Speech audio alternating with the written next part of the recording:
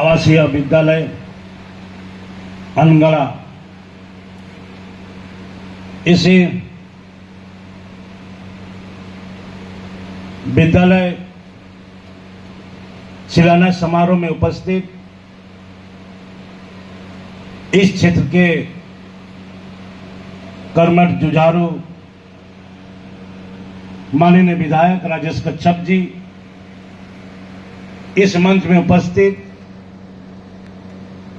इस क्षेत्र के प्रमुख मैडम एवं पंचायत के समस्त जनप्रतिनिधिगण, हमारे विभाग के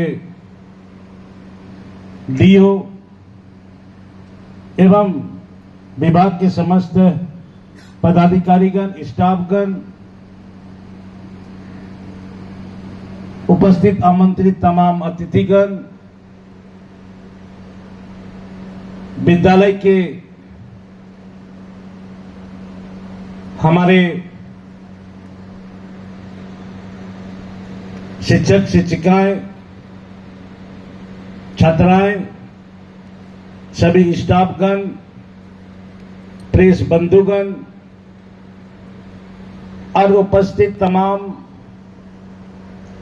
इस आसपास के ग्रामीण से आए हुए समाज माताएं बहनों, सभी को हमारे ओर से आप सबों को हार्दिक शुभकामनाएं या जोहार करता हूं। आज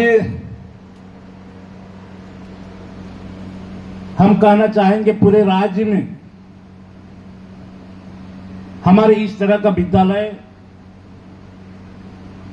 203 है और झारखंड बालिका आवासीय विद्यालय की कुल संख्या 59 है। टोटल संख्या 262 जो हमारे इस राज्य झारखंड राज्य में स्थित है और अभी विद्यालय चल रही है, जिसमें से इस तरह का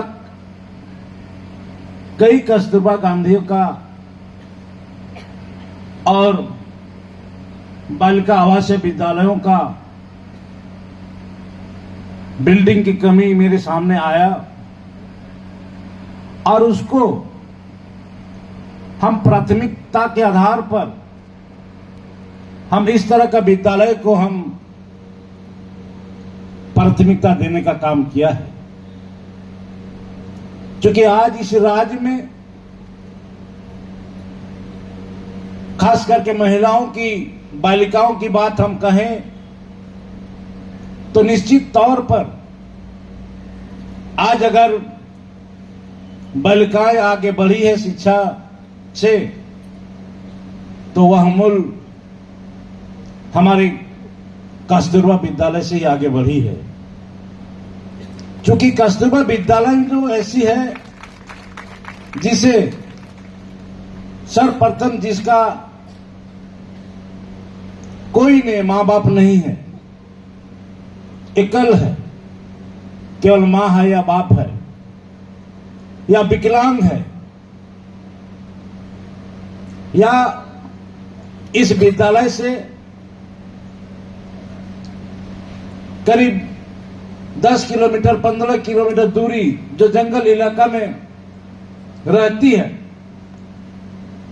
वैसी छात्राओं को हम लोग प्राथमिकता देने का हम लोग काम किए हैं। और ऐसे घर परिवार के बच्चे कस्तूरबा विद्यालय में जो शिक्षा ग्रहण कर रही है, निश्चित तौर पर आज ये बहुत बड़ा ये हमारे राज्य और माननीय हेमंत सोरेन जी का ये सोच है कि आज कम से कम गरीब से गरीब बच्चे, वैसे परिवार के बच्चों को हम शिक्षा के माध्यम से कैसे हम आगे बढ़ाएंगे, जिसके लिए आज हमारी सरकार और मैं भी खुद कस्तूरबा गांधी में जो भी बच्चियां पढ़ रहे हैं, बच्चे पढ़ रहे हैं, उसे किसी भी तरह का उसको सुविधा बच्चे पढ़ाई लिखाई में उसे वंचित नहीं रखा गया है, जिस कारण आज इस बार का गणतंत्र दिवस पूरा देश की राजधानी दिल्ली में जो कार्यक्रम हुआ, उस कार्यक्रम में हमारी झारखंड राज्य और पूर्वी सिंहभूम जिला के बोराम कस्तूरबा विद्यालय की छात्राएं द्वारा जो वहां पर परेड किया गया है, उससे निश्चित तौर पर आज वहां के बच्चियों को जो पाइप बैंड से पूरा देश में इसका हमारा झारखंड का नाम रोशन की है, सबसे बड़े हमारे ये बातें हैं। इस तरह आज कई कस्तूरबा गांधी विद्यालय से बच्चा लोग अच्छे रिजल्ट करके निकल रहे हैं। हमारे यहां के स्थानीय विधायक माननीय राजेश कच्छप जी ने अच्छा सुझाव दिया आप लोगों को कि आप जब इस विद्यालय से पढ़ लिख कर पास आउट होकर निकलेंगे, आपका सोच काफी ऊंचा होना चाहिए। आपका सोच ऐसे होना चाहिए कि मैं ऐसे इस विद्यालय से पढ़ के पास आउट होने के बाद मैं अच्छा इंजीनियर बनूं, अच्छा डॉक्टर बनूं, आईएएस आईपीएस बनूं, ये आपका सोच होना चाहिए, जिसे आप पूरा राज्य और देश का में आपका एक नाम स्वर्ण अक्षरों में लिखा जा सके और आपके इस विद्यालय से निश्चित तौर पर जो आप कि यहां का जैसे 6 से लेकर के 12 तक को जो पढ़ाई का जो स्तर है, आपका जो उम्र है, ये शिक्षा का एक बुनियादी है। ये बुनियादी आपको नहीं मिलेगा। ये उम्र पार हो जाने के बाद ये पढ़ाई आपको नहीं मिलेगा। आप अगर सोचेंगे मैं 20 वर्षों के बाद हम अच्छा शिक्षा ग्रहण करेंगे, अच्छा शिक्षा पाएंगे, लेकिन जो शिक्षा आप 6 क्लास से लेकर के 12 तक आज जो कस्तूरबा गांधी में आप पढ़ने पर जो शिक्षा ज्ञान आप प्राप्त करेंगे, वो शिक्षा ज्ञान आपको कभी नहीं मिलेगा। इसलिए ये जो है आपका शिक्षा का बुनियादी है, ये शिक्षा का एक स्ट्रक्चर है। इसको जितना मजबूत के साथ जितना मजबूती करेंगे, उतना मजबूत आगे आप बढ़ेंगे। आज आप सबों के लिए सावित्रीबाई फुले योजना भी है। मुझे लगता है आप सबों को मिलता ही होगा। मिलता है कि नहीं? आप हाथ उठा के बताइए तो कितने आप बालिकाओं को सावित्रीबाई फुले योजना से आप जुड़े हैं? हाथ उठाइए। तो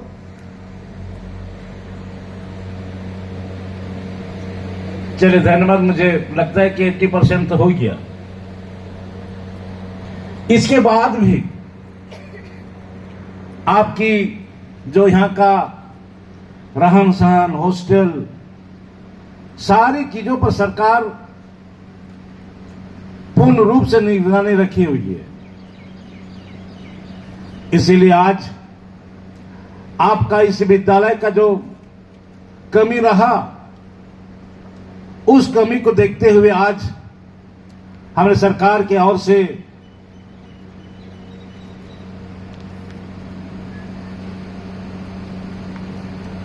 यहां पर एक बिल्डिंग बनाने की स्वीकृति दिया कि 57 करोड़ का ना जी, कितना है? 5 करोड़, 5 करोड़ 77 लाख की योजना जो है इस कस्तूरबा बिल्डिंग को बनाने के लिए, निर्मित करने के लिए स्वीकृति दिया गया है, जो आज नियमित रूप से आज हम लोग यहां पर हम लोग शिलान्यास किए हैं। और जो भी एजेंसी है, मैं एजेंसी को कहना चाहूंगा, निश्चित तौर पर समय अवधि में आप इस कार्य को पूरा करें, और ऐसे नहीं होने पर हम आप किसी भी हाल में वैसे संवेदक को बर्दाश्त नहीं किया जा सकता है। समय अवधि में आपको पूरा करनी है ताकि इसका लाभ यहां के बच्चों को मिले। आपका समय अवधि 1 साल का है, आप उसको खींचते लेके जाइए 2 साल, तो 1 साल का समय तो बर्बाद हो रहा है। इसीलिए जो भी संवेदक होगा हमारा शिक्षा विभाग में, निश्चित तौर पर वह समय अवधि में आप काम को पूरा नहीं करते तो आपके ऊपर निश्चित तौर पर कार्रवाई होगी। आने वाले समय पर आज इस राज्य की हमारे माननीय मुख्यमंत्री हेमंत सोरेन जी का जो सोच है, यह बिल्कुल ही स्पष्ट है। आज हमारे झारखंड क्षेत्र के बच्चे लोग, बच्चियां लोग, आज हम केवल सोच को सीमित रखते हैं, क्योंकि मेरा साधन भी नहीं है, हमारा किसी न किसी रूप से हम कमजोर रहते हैं, कमजोर होते हैं, हम वहां पर नहीं पहुंच पाते हैं जिससे हम एक अच्छा इंसान बने, अच्छा पद पर हम पहुंचे। जो आज के समय पर, आज के दिन में जो सीबीएसई पैटर्न का जो विद्यालय है, जो दिल्ली से संचालित होता है, और यहां का हर कंपटीशन में, चाहे कहीं पर नियुक्ति की बात हो या अच्छा पोस्ट में जाने के लिए बात हो, आपको एंट्रेंस एग्जाम जो होता है, और एंट्रेंस एग्जाम में ही हमारे इस क्षेत्र के बच्चे बच्चियां लोग नहीं कर पाते हैं, क्योंकि वह सीबीएसई पैटर्न का बोर्ड की क्वेश्चन 60% आता है, और वही क्वेश्चन वो लोग नहीं कर पाते हैं। और राज्य सरकार और राज्य के मुख्यमंत्री हेमंत सोरेन ने महसूस किया, जिस कारण हमारे इस झारखंड राज्य के बच्चे बच्चियां लोग अच्छे जगह पर नहीं पहुंच पाते हैं, आईएएस आईपीएस डॉक्टर इंजीनियर नहीं बन पाते हैं, जिसके लिए सीएम स्कूल ऑफ एक्सीलेंस यहां पर 2 साल पहले प्रारंभ कर चुका। 80 विद्यालय रनिंग कंडीशन में है, संचालित है, और इस बार पहली बार उस 80 विद्यालय के बच्चे लोग एग्जाम दिए मैट्रिक का। और आने वाले समय के लिए इस विद्यालय में नामांकन के लिए 80 विद्यालय है, 100 बच्चे का वहां पर नामांकन होगा, लेकिन उन 80 विद्यालय में 35,000 आवेदन प्राप्त हुआ है। तो निश्चित तौर पर आज हमारे इस क्षेत्र के अभिभावक को, गार्जियन को यह विश्वास जगा है कि आज जो सीबीएसई पैटर्न में पढ़ाने के लिए काफी रुपया खर्च होता है, जो आम आदमी, आम लोग, एक गरीब किसान, मजदूर वर्ग के लोग, कमजोर वर्ग के लोग उस विद्यालय में पढ़ने के लिए असमर्थ जताते हैं, लेकिन जब से हमारी राज्य के मुख्यमंत्री हेमंत सोरेन जी ने इस विद्यालय की स्थापना की है, निश्चित तौर पर उस विद्यालय के बच्चों की पढ़ाई को देखते हुए हमारे दूसरे अभिभावक ये महसूस कर रहा है कि क्यों ना मैं भी उस विद्यालय में मेरे बच्चे बच्चियां को हम पढ़ाएं, क्योंकि वह निःशुल्क है। कॉपी, किताब, ड्रेस, पेंसिल पूर्ण रूप से निःशुल्क है। और शिक्षा से जो सामूहिक जो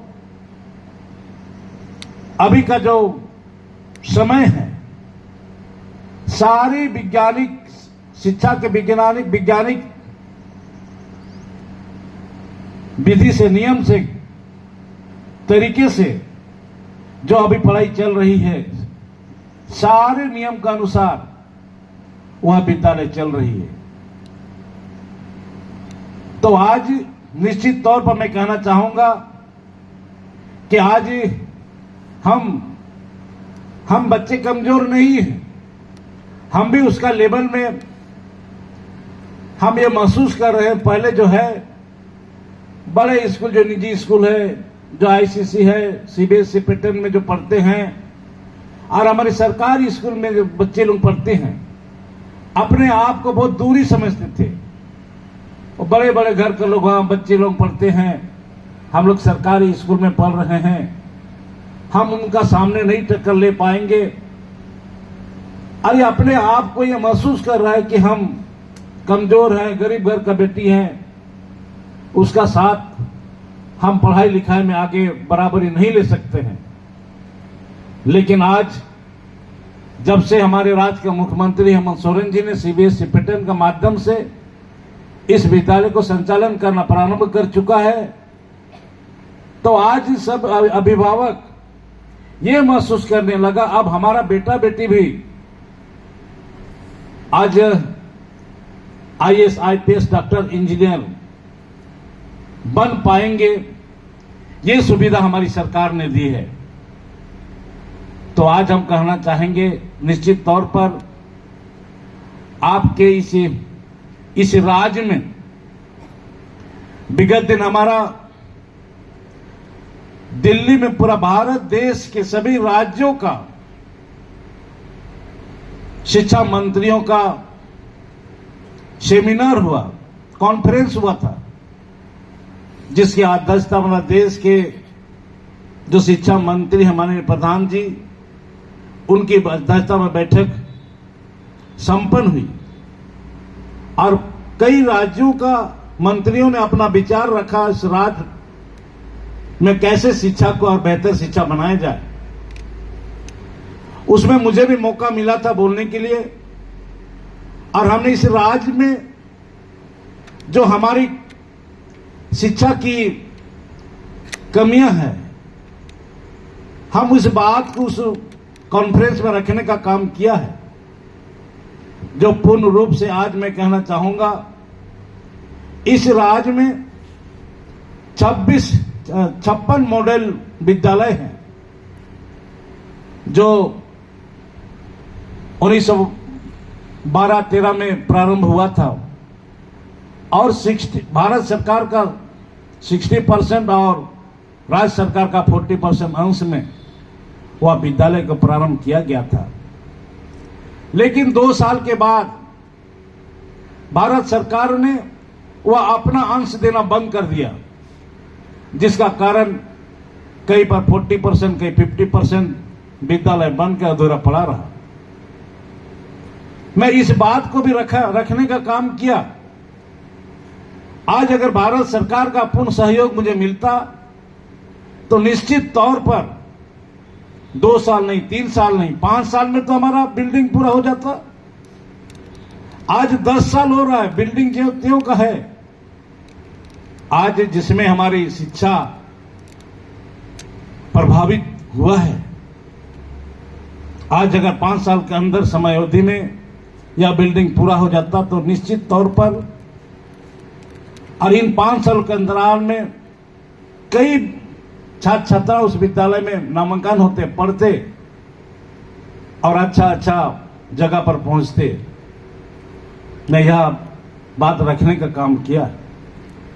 दूसरी बात यह भी रखा हम वहां पर न्यू एजुकेशन पॉलिसी में आज इंटर से लेकर के डिग्री कॉलेज की दो जो एक साथ में चलता था उसे आज इंटर कॉलेज को अलग कर दिया गया है। आज पूरे राज्य में हमारे जितने यूनिवर्सिटी है सभी यूनिवर्सिटी का कई यहां पर इंटर कॉलेजेस चल रही है। 2026 तक उन्हें बंद करने का आदेश किया गया है, लेकिन भारत सरकार का गाइड अभी तक नहीं मिला है कि उन इंटर कॉलेज से जो संबंधित शिक्षक है, स्टाफ है, उनका कहां समायोजन होगा, उसका कोई गाइडलाइन अभी राज्य सरकार को दिया नहीं गया। इस बात को भी मैंने उस वहां पर रखने का काम किया, क्योंकि आने वाले समय में 2026 तक हजारों शिक्षक, शिक्षिकाएं और स्टाफ सब बेरोजगार हो जाएंगे। उसका समायोजन हम कहां करें, यह भी गाइडलाइन भारत सरकार की ओर से मिलना चाहिए था, जो अभी तक राज्य सरकार को नहीं मिला। इस तरह का और मैंने बात रखने का काम किया कि इस राज्य में जो पूर्णतः अभी शिक्षा में जो शैक्षणिक जो अभी वैज्ञानिक तौर पर जो सुविधा उपलब्ध है वो सारी सुविधा हमें इस राज्य को भी मिलना चाहिए, जो अभी तक उपलब्ध नहीं हो पा रहा है। इस बात को भी मैंने उस कॉन्फ्रेंस में रखने का काम किया है। तो जो भी हो, आज मैं कहना चाहूंगा, आज हमारी जो महागठबंधन दल की जो सरकार बनी है, हमारी सरकार की सोच है, राज्य का मुख्यमंत्री का ये सोच है, जिसके अनुरूप हमारी सरकार ने इस पर काम करना प्रारंभ कर चुका है। आने वाले समय पर सीएम स्कूल ऑफ एक्सीलेंस अभी इस राज्य में 80 को प्रारंभ हम लोग किए हैं। हमारा सरकार के और विभाग की ने तय किया है, निर्णय लिया है, यह सीएम साहब का निर्देश है कि इस विद्यालय को हम अभी हमारे माननीय सदस्य कच्छप जी ने, राजेश कच्छप ने बोल रहे थे कि कई बगल में सीएम स्कूल और कस्तूरबा को बांट दिया गया 25-25 करके। मैं बहुत जल्द मैं सीएम स्कूल में एक्सीलेंस को प्रखंड स्तर से खोलने के लिए जो हमारे हमने तय किया है, बहुत जल्द हम प्रखंड स्तर, पंचायत स्तर से खोलने जा रहे हैं। और जिससे हमारे प्रखंड स्तर, पंचायत स्तर से अगर हम सीएम स्कूल ऑफ एक्सीलेंस हम अगर उसको प्रारंभ कर देते हैं, तो आज गरीब से गरीब बच्चे प्रखंड स्तर से पंचायत स्तर के जो अभिभावक हैं, इस विद्यालय में अपने निःशुल्क रूप से उसको पढ़ा सकते हैं। ये व्यवस्था हमारी सरकार की ओर से हम लोग करने जा रहे हैं और आने वाले समय में इस राज्य को कैसे बेहतर से बेहतर शिक्षा हम देंगे, जिस पर हम सारे प्रक्रिया में हम ला रहे हैं। आज निश्चित तौर पर इस राज्य में शिक्षकों की कमी है, उसे भी दूर करने के लिए हमारा जो अभी सर्वोच्च न्यायालय से 26,001 जो शिक्षक बहाली का जो मुझे निर्देश मिला है, उस पर मैं काम करना प्रारंभ कर दिया हूं। और इस राज बनने के बाद यहां के लोगों का एक सोच था, और झारखंड अलग राज्य आंदोलन का भी एक बहुत बड़ा विषय रहा कि इस राज्य का अलग राज्य होने पर इस क्षेत्र का लोगों को भाषा संस्कृति बचेगी और यहां के लोग अपने मातृभाषा से शिक्षा ग्रहण प्राप्त करेंगे। लेकिन आज हमारी सरकार ने भी उसे स्वीकृति दे दी है। जनजातीय एवं क्षेत्रीय भाषा से यहां पर करीब 10,000 शिक्षक को नियुक्त करने का हमारी सरकार की ओर से स्वीकृति मिल चुकी है।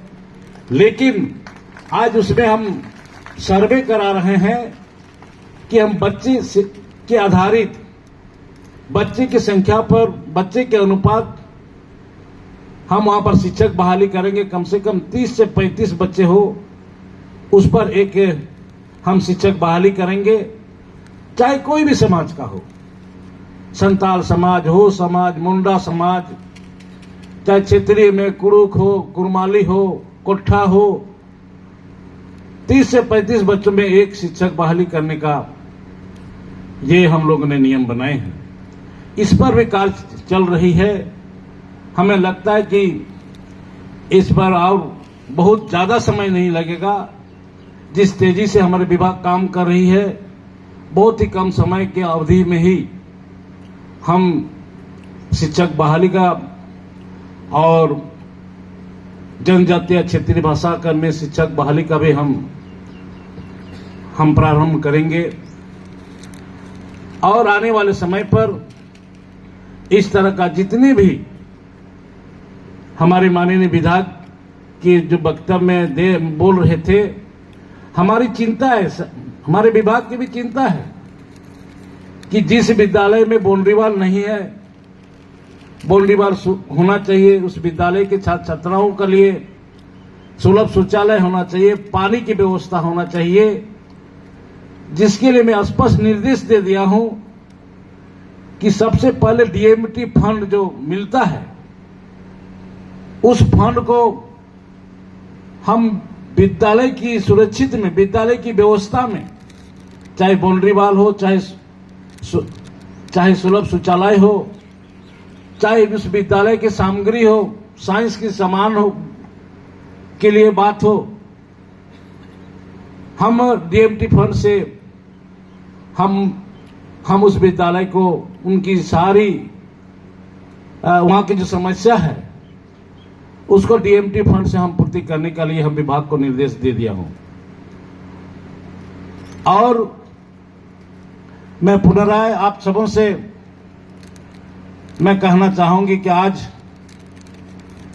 इस विद्यालय में जो आप पठन पाठन कर रही है, इस पर आपका एक इतिहास बने। जैसे कि मेरा यहां के स्थानीय विधायक का भी सोच है कि पास आउट होने पर अच्छा पोस्ट में जाए, और आपका भी सोच होना चाहिए कि मैं कहीं भी जाऊं इस विद्यालय का नाम रहे। इसके लिए आप इस विद्यालय से पास होने के बाद आप आईएएस बनते हैं, आईपीएस बनते हैं, डॉक्टर बनते हैं, इंजीनियर बनते हैं, लेकिन आपका बुनियादी तो यही है, यही विद्यालय है। आप कितनों बड़े अफसर बन जाएं, लेकिन इस विद्यालय का नाम आपका साथ हमेशा जुड़ा हुआ रहेगा। कि मैं अनगढ़ कस्तूरबा गांधी से पढ़ के हम पास और वहां से निकले थे, आज हम आईएएस बने, आईपीएस बने, डॉक्टर बने, इंजीनियर बने। ये आपका जो छाप रहेगा, आपका नाम का साथ जुड़ा रहेगा। चाहे कितनों बड़े आप पदाधिकारी बने, चाहे कितनों बड़े आप पॉलिटिशियन बने, एमएलए बने, एमपी बने, मंत्री बने, आज सीएम बने, पीएम बने, राष्ट्रपति बने, लेकिन ये जो आपका यहां से जब पढ़ के आप निकलिएगा, ये जो है ये आपका कभी आपका साथ हमेशा जुड़ा हुआ रहेगा। ये आपका लाइफ का एक इतिहास में, आपका पन्ना में आपका लिखा जाएगा। इसीलिए मैं तमाम यहाँ के आज कस्तूरबा विद्यालय के और हमारे विभाग के जो पदाधिकारीगण यहाँ पर उपस्थित हुए हैं, मैं कहना चाहूँगा आप निश्चित रूप से आप अपना कर्तव्य निभाएं और छात्र जो छात्राएं हैं, आपका स्टाफ है, सभी लोग केवल अपना कर्तव्य केवल निभाएं तो निश्चित तौर पर आने वाले समय पर हमें इस राज्य को आज पूर्ण रूप से जो आज हम महसूस कर रहे हैं किसी न किसी कारण से शिक्षा के प्रति हमारे राज्य काफी पीछे हैं। हम इस राज्य को बेहतर शिक्षा देने के लिए हम अपने विभाग के सारे पदाधिकारियों को मैं निर्देश दूंगा कि आपका कर्तव्य निश्चित रूप से आपका कार्यकलाप, आपका कार्य करने का कार्यशैली, चूंकि हम शिक्षा में पीछे हैं इसलिए हमें मेहनत करने की जरूरत है और आपकी मेहनत से ही हम इस विद्यालय के बच्चे छात्र छात्राओं को हम अच्छा शिक्षा हम दे सकते हैं, जिससे हमारे राज्य और देश का नाम रोशन होगा। इन्हीं चंद शब्दों के साथ मैं अपने विचार समाप्त करता हूं। जय हिंद, जय झारखंड, सभी को जोहार।